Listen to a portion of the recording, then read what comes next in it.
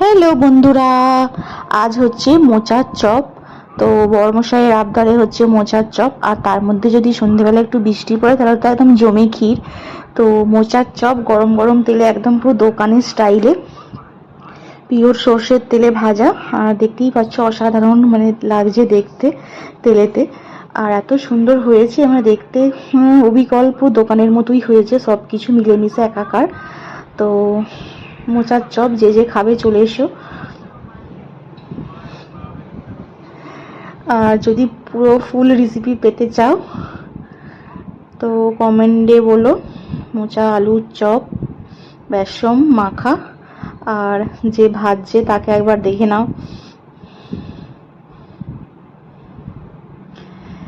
তো মুড়ি দিয়ে মোচার চপ, এই সন্ধ্যেতে বৃষ্টি পড়ছে ঝিমঝিম করে, গরম গরম ঘরে ভাজা মোচার চপ।